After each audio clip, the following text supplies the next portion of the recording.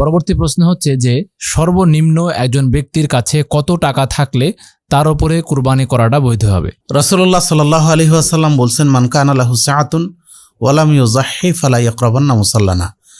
যে ব্যক্তির সামর্থ্য আছে অথচ সে কোরবানি করলো না, সেজন্য আমাদের মুসাল্লার নিকটবর্তী না হয়।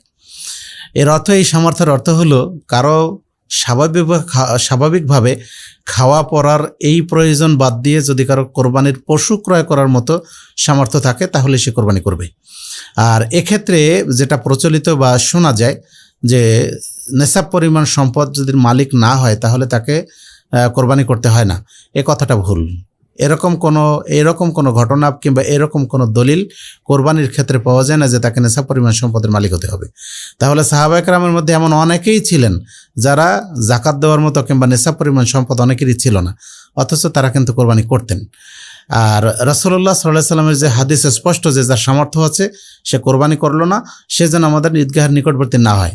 তাহলে এটা স্পষ্ট যে এই সামর্থ্য বলতে ওই নেশাব পরিমাণ সম্পদের মালিক হওয়ার সামর্থ্য এটা বলা হয়নি, বরং এটা কোরবানির পশু ক্রয় করার মতো সামর্থ্য তার থাকতে হবে। সেটা যদি একটা বকরিও হয়, সেটা যদি একটা ছাগলও হয়, সেটা যার যেমন সামর্থ্য সে তেমনিভাবে তার সামর্থ্য অনুযায়ী কোরবানি করবে। তা এর অর্থ এই নয় যে তাকে এই অঢেল সম্পদের মালিক হতে হবে। হ্যাঁ জি, অসংখ্য ধন্যবাদ। প্রাসঙ্গিক আরেকটা প্রশ্ন করতে চাই, সেটা হচ্ছে যে আমাদের খাবারের টাকা আছে, কিন্তু আমি চাচ্ছি যে আমার কাছে এরকম অ্যামাউন্ট নেই যেটা দিয়ে আমি স্টকের টাকা দিয়ে আমি কোরবানি কিনতে পারবো। সেক্ষেত্রে যদি কেউ ধার করে কর্জ করে কোরবানির পশু কিনে, সেক্ষেত্রে তার কোরবানিটা সঠিক হবে কিনা? দেখুন, একজন মানুষের সামর্থ্য বা তার বিভিন্ন ক্ষেত্রে প্ল্যান থাকে। একটা পরিবার পরিচালনা করতে গেলে তার মাসিক কত খরচ হবে, তার কেমন আয়, তার কেমন মানে এই সার্বিক বিষয়ে কিন্তু তার প্রত্যেকের একটা প্ল্যান থাকে যে আমার এই মাসে এতটা আয় হবে, আমি এই অনুযায়ী এটা খরচ করতে পারবো।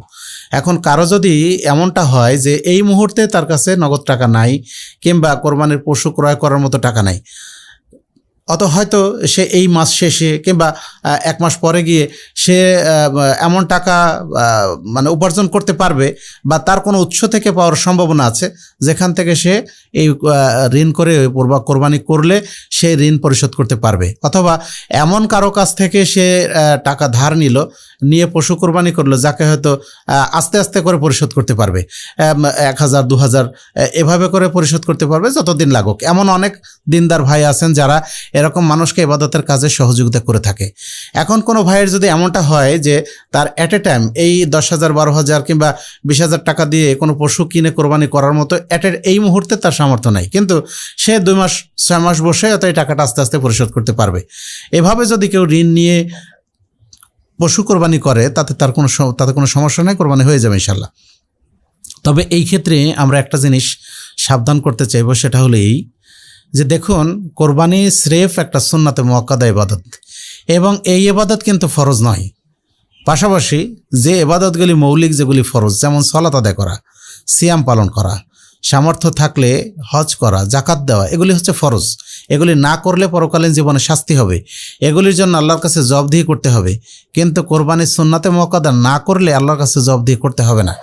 এখন আমাদের নিয়তের খুলুসিয়ত যেন থাকে, আমরা ইবাদতের জন্য কোরবানি করছি, আমরা ইবাদত হিসেবে আল্লাহর নৈকট্য হাসিলের জন্য কোরবানি করছি, আমরা গোশ খাওয়ার জন্য কোরবানি করছি না। এই নিয়তটা আমাদের জন্য প্রথমেই খালেস হয়। অথবা অনেকের মধ্যে এমন দেখা যায় যে সমাজের সবাই কোরবানি করে, আমি না করলে কেমন হয়, তারপর তখন সে ঋণ করে কোরবানি করছে। তাহলে তার নিয়ত যখন ভুল হয়ে যাবে তখন কিন্তু তার এই ইবাদত হবে না। সেজন্য আমরা আগে নিয়তটা ঠিক করে নেব, আমি কেন কোরবানি করছি বা আমি কেন কোরবানি করব না, এই বিষয়টা আমাদেরকে স্পষ্ট হতে হবে। তারপরে আমরা ইবাদতটা করার জন্য আমরা চেষ্টা করব। অনেক ভাই এমন আছেন সালাত আদায় করেন না, কিন্তু কোরবানির সময় তিনি বড়টা কোরবানি করেন। অনেক ভাই এমন আছেন যে তার প্রতিবেশীর হক আদায় করেন না, তিনি তার পরিবার পরিজনের, তার পিতামাতার হক আদায় করেন না, কিন্তু দেখা যায় কোরবানির সময় তিনি এসে বড় পশু কোরবানি করবেন। এই ধরনের কাজ থেকে আমাদের অবশ্যই বিরত থাকা কর্তব্য।